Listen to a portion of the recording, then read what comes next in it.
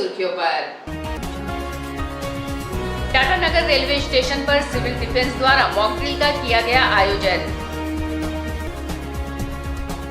DB mains school Kadma में बच्चों के साथ किए गए गलत व्यवहार का विश्व हिंदू परिषद ने किया विरोध।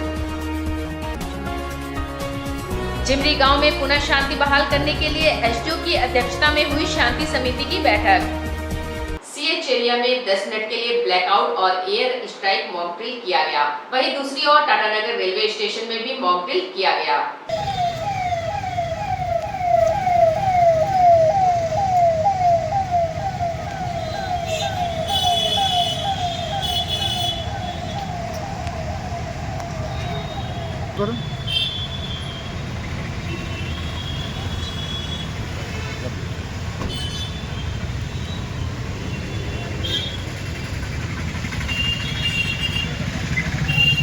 इससे बचने के लिए आज कई स्थानों पर मॉक ड्रिल का आयोजन किया गया है। हालांकि शाम 4 से लेकर 7 बजे तक कुछ क्षेत्रों में मॉक ड्रिल किया जाएगा, लेकिन टाटानगर रेलवे स्टेशन में टाटानगर सिविल डिफेंस द्वारा अभी मॉक ड्रिल किया गया, जिसमें टेम्पो चालक और आम आदमी को प्रशिक्षित किया गया किस प्रकार हवाई हमला होने पर सायरन बजेगा।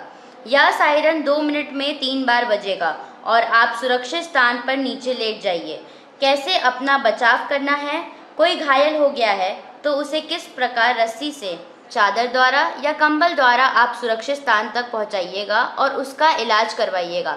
इन सारी तमाम बातों की जानकारी दी गई। टाटानगर सिविल डिफेंस के इंस्पेक्टर संतोष कुमार ने बताया कि जब हवाई हमला कहीं होता है तो वहां किस प्रकार का सायरन बजता है और कितनी बार बजता है, उस समय हमें क्या करना चाहिए, और जब हमला खत्म हो जाता है उसके बाद जो सायरन बजता है तब हमें कैसे अपने काम पर फिर लगना चाहिए। यह मॉक ड्रिल काफ़ी सफल रहा। काफ़ी लोगों ने इसे देखा और इसका अनुकरण करने का संकल्प लिया। तो देख करके हम लोग अपने नगर वासियों को प्रशिक्षण देने का काम कर रहे हैं कि अगर हमारे क्षेत्र में हवाई हमला हो जाती है तो ऐसे स्थिति में आप स्वयं के साथ साथ अपने परिजनों की रक्षा किस तरह करेंगे, उसको मॉक ड्रिल के माध्यम से हम लोग प्रशिक्षण देने का काम कर रहे हैं। स्टेशन में इसलिए हम लोगों ने चुना है क्योंकि स्टेशन में सभी लोगों का, टेम्पो चालक दल का आना जाना काफी भीड़ वाला जगह होता है। यहाँ अगर हम लोग प्रशिक्षण दे देते हैं तो स्टेशन क्षेत्र हमेशा हवाई अलर्ट, रेड अलर्ट एरियाज में टारगेट किया जाता है।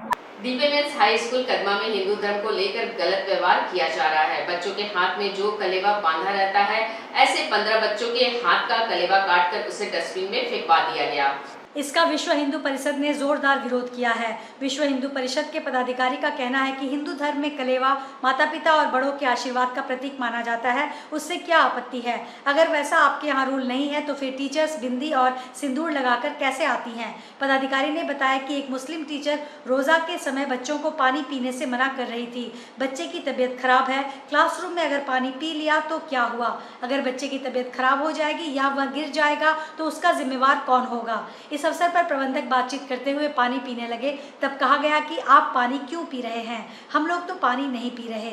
विश्व हिंदू परिषद ने कहा कि अगर यह स्कूल नहीं सुधरेगा तो हम लोग ताला लगा देंगे और उसके बाद आंदोलन करेंगे। मैं शोभा पाठक, विश्व हिंदू परिषद में दुर्गा वाहिनी जिला सहयोजिका महानगर सविता सिंह, विश्व हिंदू परिषद की उपाध्यक्ष, महिला उपाध्यक्ष हूँ। स्कूल का यही मैटर है कि हिंदू बच्चे को टारगेट करते हैं। डीबी मेंस स्कूल जो कि स्कूल में पढ़ते हुए बच्चा को 15 बच्चे को कलेवा काट के डस्टबिन में डाल दिए। ये क्यों? हम लोग उनसे पूछे कलेवा क्यों काटे, बोले ये रूल्स नहीं है। हम बोले क्यों रूल्स नहीं है?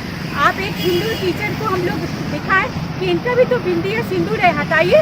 और वो बच्चे का क्या है कलेवा में, हो सके दुआ हो, माता और पिता का कोई ब्लेसिंग हो, उसके लिए करना है। आप क्यों कलेवा काटेंगे? जो धार्मिक, जो हिंदू धर्म के प्रति जो विरोधाभास रखी है, उस विरोधाभास को हर पल जाहिर करती है। हिंदू बच्चों पर अत्याचार करना, उसके धर्म के साथ में खिलवाड़ करना, उनकी धार्मिक भावनाओं को ठेक पहुँचाने का बार बार किया जा रहा है। रोजा के समय में भी उस शिक्षा में स्कूल के किसी बच्चे को पानी नहीं पीने दिया। अगर किसी बच्चे को कुछ होता है, इसकी जिम्मेदारी कौन लेगा? स्कूल प्रशासन लेगा। ऐसी जो टीचर जो बच्चों को शिक्षा देने का काम करती है, अगर उसके मन में किसी धर्म को लेकर के इतना विरोध है, इतना नाराजगी है, तो वो शिक्षक बच्चों को क्या शिक्षा देगी। झिमरी में हुए युवती के अपहरण मामले के उपरांत क्षेत्र में शांति बहाल करने के लिए मंगलवार को एसडीओ विकास कुमार राय की अध्यक्षता में अनुमंडल स्तरीय शांति समिति की बैठक का आयोजन किया गया। सरायकेला जिला प्रशासन के निर्देश में आयोजित उक्त बैठक में झिमरी के ग्रामीण सहित क्षेत्र के कई जनप्रतिनिधि उपस्थित थे। एसडीओ ने इस दौरान ग्रामीणों सहित शांति समिति के सदस्यों से शांति बहाल करने के लिए सुझाव का प्रस्ताव रखा। वहीं स्थानीय लोगों ने कहा कि दोषियों पर विधि सम्मत कार्रवाई की जाए, लेकिन निर्दोषों को बेवजह परेशान न किया जाए। इस पर एसडीओ ने बैठक में उपस्थित सभी लोगों को पूर्णतः आश्वस्त किया कि परिस्थिति कोई भी हो, निर्दोषों को प्रताड़ित नहीं किया जाएगा। बैठक के दौरान चांडिल एसडीपीओ अरविंद कुमार बिन्हा, कार्यकारी जिला दंडाधिकारी सत्येंद्र महतो, आरटीओ गिरिजा शंकर महतो, जिला परिषद सदस्य असित सिंह पातर समेत चांडिल अनुमंडल के चारों प्रखंडों के बीडीओ, सीओ और थाना प्रभारी उपस्थित थे। शांति समिति की जो बैठक बुलाई गई थी, उसके केंद्र में झिमड़ी गांव में जो पूर्व में घटना हुई थी, उसको लेकर हम लोग जो भी लोगों के मन के बीच शंकाएं हैं, झिमड़ी गांव के लोगों के बीच या अन्य लोगों के बीच किसी भी प्रकार का डर है, कोई शंका है, तो उसका समाधान हो। दूसरा यह मुख्य मुद्दा था कि अगर कहीं गांव में हम लोग पुरातन जो व्यवस्था थी, जो प्राचीन समय में जितनी समरसता के रूप से सभी लोग गांव में एक दूसरे में भाईचारा के साथ रहते थे, उस स्थिति को पुनः हम लोग कैसे पूर्णतः बहाल कर पाए, उसमें और हम लोगों को क्या करना चाहिए, शांति समिति के मेंबर को क्या करना चाहिए, एक दूसरे के विचारों को जानने के लिए, समझने के लिए सबको ये बैठक बुलाया गया। जमशेदपुर लोगो कॉलोनी में पहाड़ी माता की विधिवत पूजा के साथ मंगलवार को लोगो कॉलोनी से मां पहाड़ी की विदाई कर दी गई है। नाच गाने ढोल नगाड़े के साथ मां को विदाई दी गई। विभिन्न प्रकार की शोभा यात्रा निकाली गई, जिसे देखकर श्रद्धालु टूट पड़े। माता के दर्शन के लिए आसपास के क्षेत्र से लोग जमा हो गए और अपार भीड़ के साथ लोगों ने माता के दर्शन किए। अगले बरस आने की प्रार्थना के साथ श्रद्धालुओं ने मां को विदा किया। शोभा यात्रा के दौरान फिर श्रद्धालुओं ने मां के पर पाखर कर मां पहाड़ी से आशीर्वाद लिया।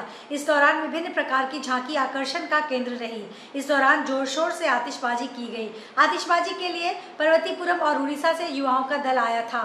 साथ ही साथ शेर नृत्य भी होता रहा। शोभा यात्रा के दौरान रास्ते में अपार भीड़ साथ साथ चल रही थी।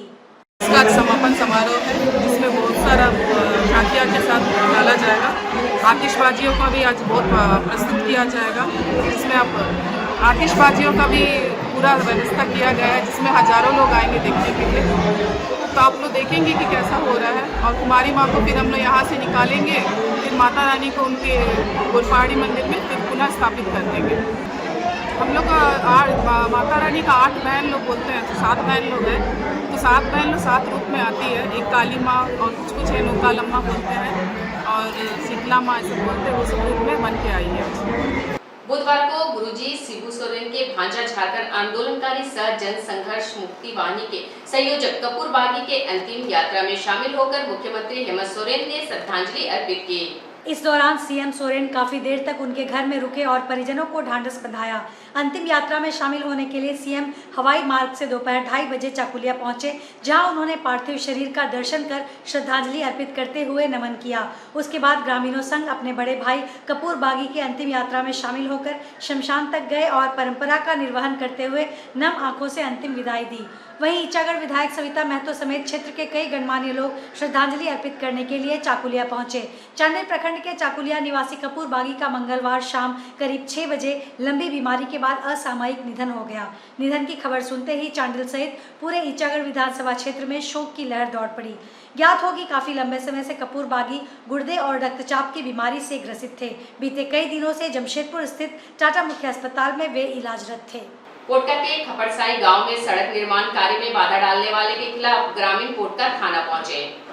लिखित शिकायत देकर ग्रामीणों ने बाधा डालने वाले लोगों पर कार्रवाई की मांग की।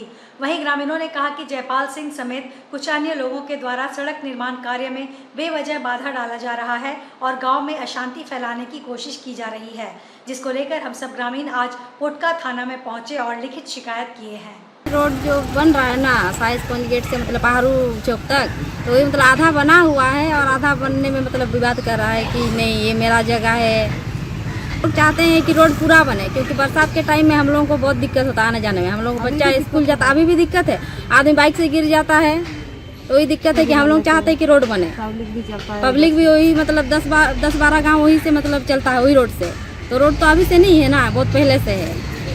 ये विरोध कर रहे हैं राकेश सरदार उर्फ मंगला सरदार, और उसका सपोर्ट में है जयपाल सिंह सरदार और राम सिंह सरदार। पोटका थाना क्षेत्र की घटना जहां शमशान स्थल के छेड़छाड़ किए जाने को लेकर ग्रामीणों ने पोटका प्रखंड कार्यालय में किया प्रदर्शन। पारंपरिक ग्राम सभा पावरू व आदिवासी मूलवासी विकास परिषद के संयुक्त तत्वावधान में जुड़ी पंचायत अंतर्गत पावरू गांव में शमशान स्थल से छेड़छाड़ का ग्रामीणों ने विरोध किया। ग्रामीणों ने बताया कि किसी भी हाल में हम शमशान पर छेड़छाड़ को बर्दाश्त नहीं करेंगे। इसको लेकर अंचल अधिकारी को राज्यपाल के नाम मांग पत्र सौंपते हुए अविलंब जांच कर कार्रवाई की मांग की गई। इसमें बताया गया कि पावरू में गलत तरीके से ग्रामीणों के हस्ताक्षर से ग्राम सभा कर वर्ष 2016 में तितलिंग पहाड़ी का लीज लिया गया है। ग्रामीणों का आरोप है कि शमशान भूमि से होकर सड़क बनाई जा रही है। शमशान स्थल पर बुलडोजर चलाने का भी आरोप ग्रामीणों ने लगाया। उनका मांग यही है कि हमारा जो शमशान है, शमशान के ऊपर छेड़छाड़ किया जा रहा है, और जो हमारे कथाकथित जो विगत साल जो बना है हमारे मुखिया जी, वो ग्राम सभा और ग्राम का जो नीति नियम को नहीं समझ करके बात कर रहे हैं कि ये शासन नहीं है, शमशान नहीं है, ये गलत है। वो पूर्वज से जब से गांव बसा है तब से शमशान है। वो बोल रहा है कि ये रास्ता है, ये रास्ता नहीं है, ये शमशान है। और ये अगर इस तरह का अगर बात करते रहेगा तो गांव में आंदोलन होते रहेगा, गांव में मतलब चुप नहीं बैठेगा, क्योंकि शमशान सबका है। वो दूध मुँह बच्चा का जो ये है शमशान है।